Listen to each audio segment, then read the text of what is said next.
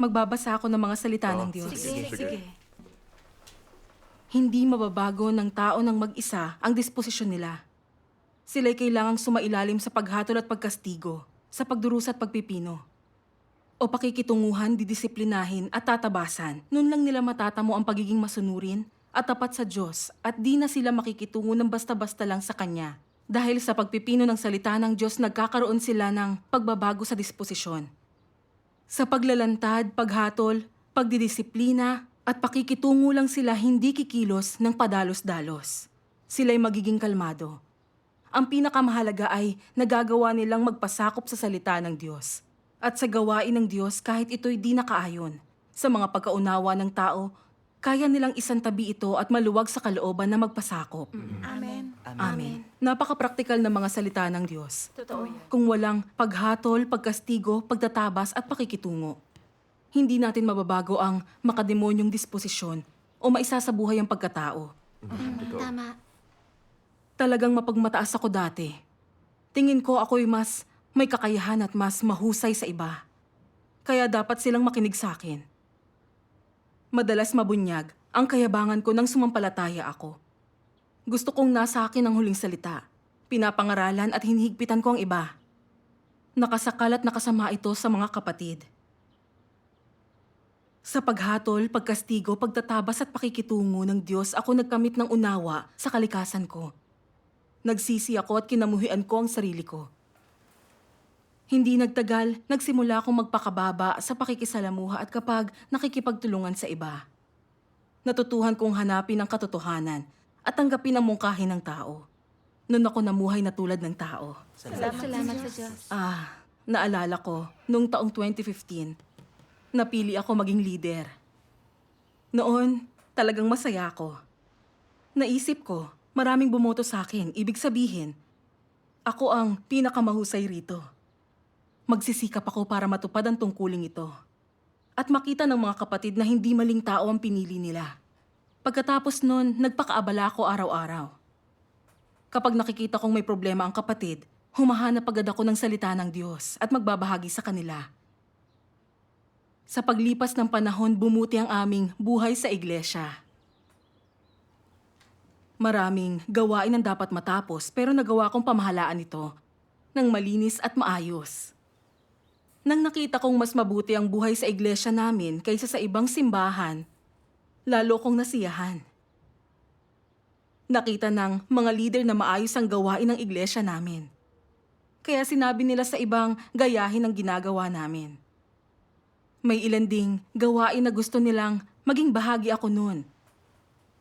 Naisip ko pati mga leader, mas mataas ang tingin sa akin at pinupuri ang kakayahan ko.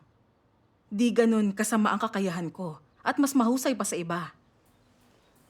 Bago ko pa mapagtanto, masyado na akong bilib sa sarili ko. Kaya kong gawin lahat at alam ko ito. At kung may iminungkahi sila, di ko sila pinapansin. Mas mataas ako sa kanila at inuutusan sila, yun ang pakiramdam ko. Kapag di nila ginagawa ang gusto ko, pinupuna ko sila at pinapangaralan. Minsan, may sasaguting tanong ang kapatid na kasama ko. Nang mahirapan ay gusto niya itong talakayin sa akin.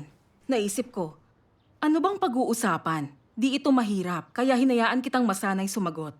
Kung di mo nga malutas ang ganon, edi hindi ka pwede sa trabaho. Kung ako iyon, nalutas ko na iyon agad. Kaya mapagmataas kong sinabi, tama na yan, ako nang sasagot. Ramdam niyang pinigilan ko siya at kapag may problema siya, di na siya lumalapit sa akin. Minsan inirekomenda ko si Sister Wang sa isang partikular na tungkulin. Ang mungkahi ni Sister Chen, napakahalaga nito. Kailangan natin ng ideya kung paano kumikilos si Sister Wang bago tayo makasiguro. Medyo nasaktan ang loob ko rito. Naisip ko, maraming beses ko nang nagawa ito pero tingin mo di ko to alam? At siya'y lagi kong nakakasalamuha, kaya paano mo nasasabi yan? Gusto mong tanungin ko ang lahat, pero makakaantala lang yon. Mahigpit kong sinabi, sayang lang ang oras, ituloy na lang natin. Tumahimik na lang siya nung makita niyang mapilit ako. Nakita kong medyo napigilan siya nung oras na yon.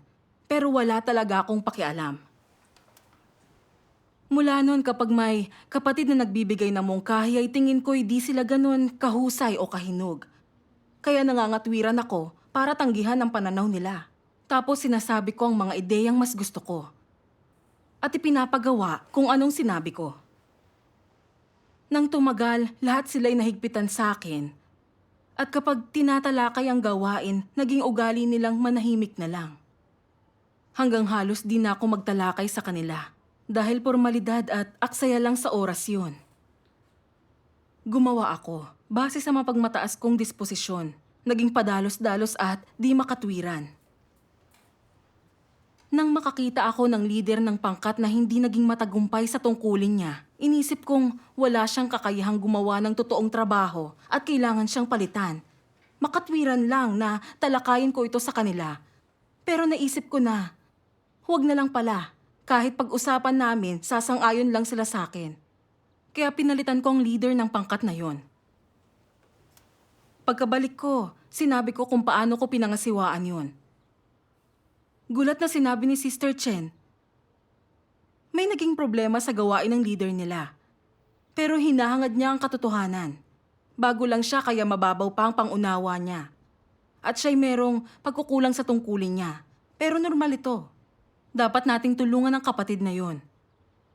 Ang pagpapalit sa kanya ay hindi alinsunod sa prinsipyo. Tama yun. Dahil hindi talaga kumbinsido, ako'y tumugon ng, pinalitan ko lang siya dahil hindi niya kayang gumawa ng gawain. Napakitunguhan ko na ito dati. Tingin mo di ko alam ito? Nang makitang hindi ako patitinag, hindi na siya nagsalita. Inunawa ng mga kasamahan ko sa gawain ng usapin. Di raw ayon sa prinsipyo ang ginawa ko at ibinalik ang leader ng pangkat na yon. Nagulo ang gawain dahil sa pagpapalipat-lipat ng mga tungkulin. At medyo nangimi ako, naging mapagmataas ako at hindi kumilos ayon sa mga prinsipyo. Pero hindi ko pa rin hinanap ang katotohanan o kaya'y nagnilay. Makalipas ang 1 buwan, nagkaroon ng mahalagang trabaho ang iglesia at pipiliin ang angkop na tao mula sa aming grupo. Sa panahong yun, masayang-masaya ako. Kung titingnan ng kakayahan ko at karanasan ko, mas mahusay ako kaysa sa iba. Inisip kong iboboto nila ako. Ang ikinagulat ko nang i-anunsyo ang resulta, hindi ako napili. Hindi nga ako nakakuha kahit 1 boto. Nanlumo ang puso ko at bumaliktad ang mundo ko. Paano ito nangyari? Bakit walang bumoto sa akin? Kulang kaya sila sa pagpapasya? Gusto ko talagang malaman kung bakit. Kaya tinanong ko kung anong pagkukulang ko. Nag-alangan magsalita si Sister Zhao. Kaya sinabi ko, kung may pagkukulang man ako, sabihin niyo sa akin. Noon lang din siya naglakas ng loob na sabihin, mapagmataas ka at mapagmagaling ka. Di ka tumatanggap ng mungkahi ng iba. Lagi kang naghahari-harian. At kapag kasama kita, takot ako at nasasakal sa'yo. May kapatid pang nagsabi rin, nasasakal din ako sa'yo. Mapagmataas ka na para bang mababa ang tingin mo sa lahat. Parang ikaw lang ang kayang makagawa ng gawain na kaya mo kahit ano. Sa tingin mo, walang ibang may kaya nito? Dagdag pa ni Sister Chen. Talagang palalo ka. Di mo hinahanap ang katotohanan. Hindi ka rin tumatanggap ng mga opinyon. At ikaw dapat ang may huling salita sa lahat. Ugali mong magpasya ng ikaw lang.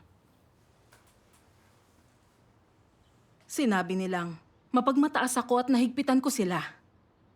Hindi ko gustong tanggapin ito. Kaya naisip ko, sinasabi niyong lahat na mapagmataas ako.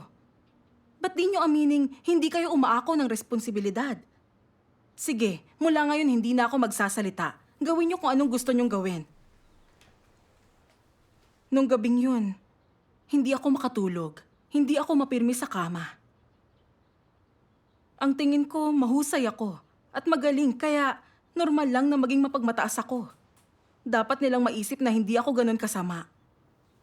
Hindi ko inakalang ganun na pala ang iniisip nila sa akin.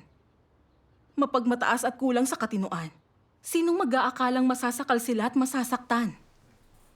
Habang lalo kong iniisip to, lalo akong nababalisa. Labis ang pagkamuhi ng mga kapatid sa akin. Para akong daga, kinamumuhian ako at pinagtatabuyan ng iba. Hindi ililigtas ng Diyos ang katulad ko. Naging napaka-negatibo ko. Sa paghihirap ko, walang tigil akong nanalangin. Ang sabi ko, Diyos ko, labis ang sakit na nararamdaman ko. Di ko alam kung paano danasin ito. Liwanagan mo ako upang maunawaan ko ang kalooban mo. Kinabukasan, binuksan ko ang computer ko at nakinig sa isang pagbasa ng mga salita ng Diyos.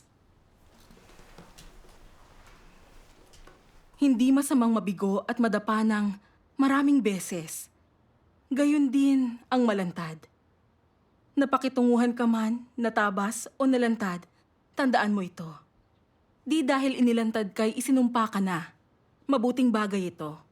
Ito ang pinakamagandang pagkakataon para makilala mo ang sarili mo.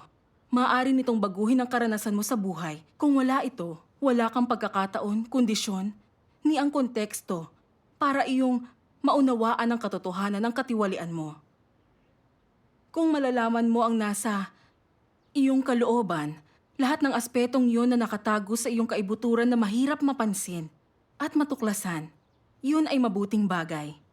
Ang tunay na makilala ang sarili mo, ang pinakamagandang pagkakataon para mabago mo ang pag-uugali mo. At para magkaroon ka ng bagong buhay. Makikita mo rin na kapag ang katotohanan ay naging buhay ng tao, mahalaga iyon. Mauuhaw ka sa katotohanan at papasok sa realidad. Napakagandang bagay nito.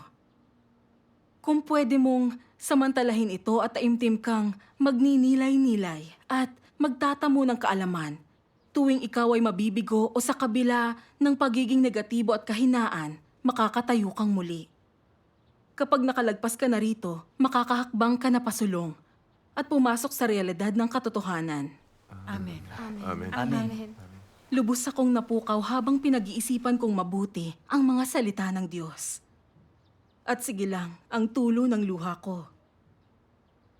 Sa pagsasaayos ng ganitong kapaligiran, kung saan tinabas at pinakitunguhan ako ng mga kapatid, hindi ako inaalis ng Diyos o sadyang pinapahiya niya. Totoo yun. Sa halip, dahil talagang mapagmataas ako at matigas ang ulo, gusto ng Diyos na gamitin ito bilang pagkastigo at pilitin akong magnilay bago mahuli ang lahat upang magsisit magbago. Amen. Ito ang pagliligtas ng Diyos sa akin. Salamat sa Diyos. Pagkatanto ko nito, ramdam kong nakalaya ako at hindi na mali ang aking pagkaunawa sa Diyos. Nanalangin ako sa Kanya, handang gamitin ito para magnilay at makilala ang sarili ko. Salamat sa Diyos. Pagkatapos ay naghanap ako ng ilang pagbigkas ng Diyos tungkol sa mapagmataas na disposisyon ng tao. Sabi ng Diyos, kung nasa iyo nga ang katotohanan, tamang landas ang natural mong tinatahak. Kung walang katotohanan, madaling magpakasama at gagawin mo yon kahit ayaw mo. Halimbawa, kung naging mayabang ka't hambog, imposibleng hindi ka sumuway sa Diyos. Mapipilitan ka. Di mo ito sinasadya. Gagawin mo ito dahil nangingibabaw ang likas na kayabangan at kahambugan mo. Dahil dito, hahamakin mo ang Diyos. At hindi mo siya bibigyan ng halaga. At magiging dahilan ang mga ito para dakilain mo ang iyong sarili. Para ikaw ay magpasikat at sa huli, papalit ka sa pwesto ng Diyos at ikaw ay magpapatotoo para sa iyong sarili. Gagawin mong katotohanan ng mga ideya mo, ang sarili mong pag-iisip at ang iyong mga pagkaintindi para sambahin ka. Tingnan mo ang kasamaan ng tao dahil sa likas nilang kayabangan at kahambugan. Pagmamataas ang ugat ng tiwaling disposisyon ng tao. Kapag mas mayabang ang tao, mas malamang na lumaban sila sa Diyos. Gaano kaseryoso ang problemang ito? Yaong mayayabang ang disposisyon, itinuturing ang iba na mas mababa sa kanila at hinahamak pa nila ang Diyos. Kahit mukhang naniniwala sa Diyos ang ilan, ni hindi nila siya itinuturing na Diyos. Pakiramdam nila'y taglay nila ang katotohanan at napakataas ng tingin nila sa sarili nila. Ito ang diwat ugat ng mayabang na disposisyon at mula ito kay Satanas. Kaya kailangang malutas ang problema ng kayabangan. Walang kwenta ang pakiramdam na mas magaling ka sa iba. Ang kritikal na issue ay hadlang ang kayabangan ng isang tao sa pagpapasakop sa Diyos. Lagi niyang gustong makipagpaligsahan sa Diyos. Ang ganitong tao'y walang pagpipitagan sa Diyos. Hindi niya siya mahal o nagpapasakop sa Kanya. Amen. Amen. Habang binabasa ang mga salita ng Diyos, nakaramdam ako ng labis na lungkot, bahagyang pagkatakot, at pagkabalisa. Namuhay ako sa pagmamataas. Hindi lang sinasaktan ng tao at hindi nakikitungo ng tama, kundi nawalan na ng lugar ang Diyos sa puso ko. At di ko siya ginalang. Madali akong gumawa ng masama. Tama. Naisip ko dahil ginagawa ko ang tungkulin ko bilang leader. May kakayahan ako na kaya kong matapos ang gawain kaya mataas ang tingin ko sa sarili. Kapag nagtatrabaho kasama ang iba, iniisip kong mataas ako. Kesa sa kanila, inuutusan ko sila. Kapag may iba silang mungkahi, hindi ko hinahanap ang prinsipyo ng katotohanan. Dahil may karanasan ako at magaling humusga ng bagay. Kaya ko silang madaliin na gawin ang sinabi ko. Nakita ko ang pananaw ko bilang katotohanan at pamantayan, kaya dapat nila akong sundin. Mas nakakatakot pa ay kung paano ko sila hinigpitan at di na sila makapagpahayag ng opinyon. Pero talagang wala akong malay. At inisip ko pang sumasang-ayon ng iba sa akin. Ang mataas na opinyon ko sa kakayahan ko. Ang nagdulot sa aking unahin ang sarili ko nang di ko namamalayan. Hanggang pinalitan ko ang leader ng hindi kumukonsulta sa iba. Nang banggitin ito ng kapatid ko, pinabulaanan ko ito at nakipagtalo ako. Nakita kong labis akong mapagmataas. Wala akong paggalang o pagpapasakop sa Diyos. At hindi ko inisip kung nakakatulong ito sa gawain ng bahay niya. Kumilos lang ako ng mag-isa, ayon sa mapagmataas kong disposisyon. Nagumambala sa gawain ng bahay ng Diyos at nagdulot ng labis na pinsala sa aking mga kapatid. Paano yun naging pagtupad ng tungkulin? Inakala kong inako ko ang responsibilidad sa trabaho. Pero isa lang akong mapagmataas na diktador na sinusubukan puna ng kasakiman. Nilalabanan ko nga ang Diyos. Tama. Tama. Hindi nagtagal, tinanong ko ang sarili ko. Paano ko na kayang maging mapagmataas at gumawa ng masama at lumaban sa Diyos? Noon ko lang napagtanto na nakubabawan ako ng mga laso ni Satanas gaya ng ako ang Panginoon sa langit at lupa at pagtatangi sa sarili. Hanggang sa noong bata pa ako, gusto ko nang maghari-harian.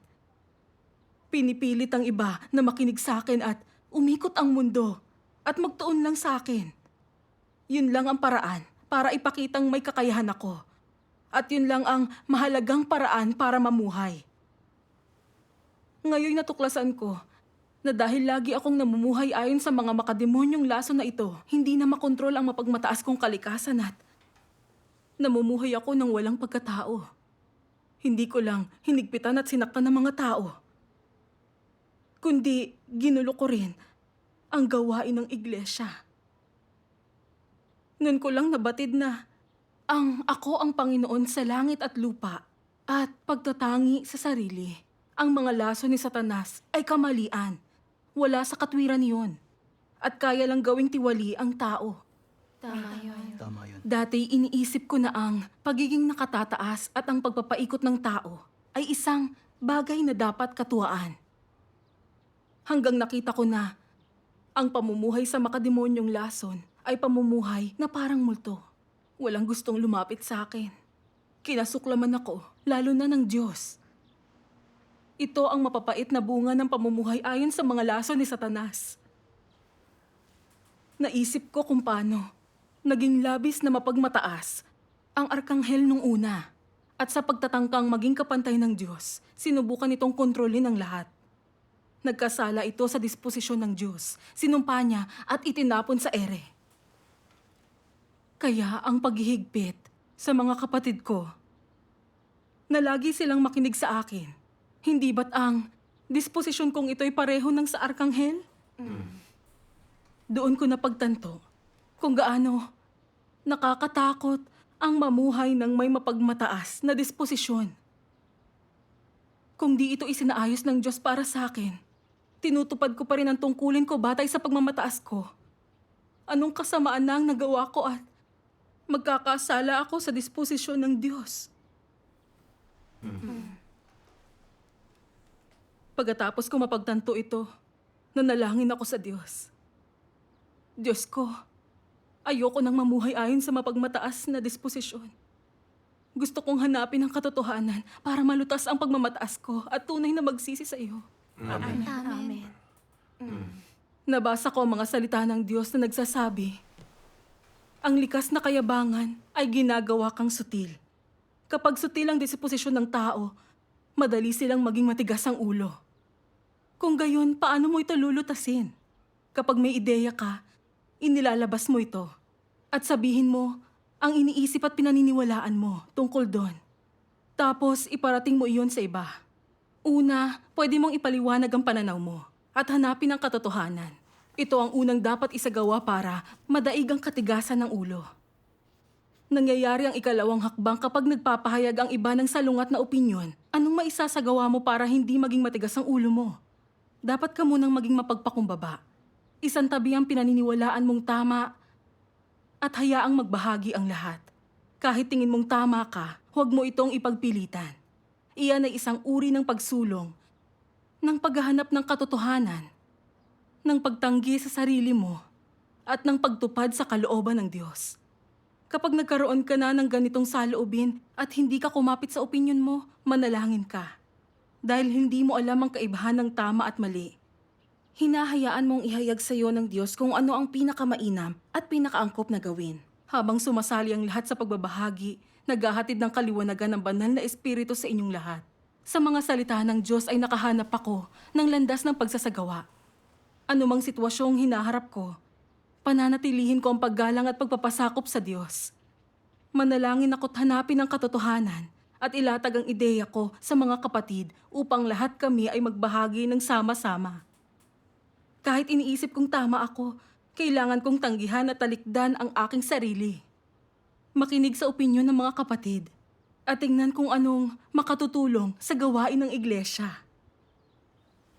Sa isang pagtitipon pagkatapos niyon, nagtapat ako sa mga kapatid, ibinunyag ko ang katiwalian ko at humingi ng paumanhin sa ginawa kong paghihigpit sa kanilang lahat.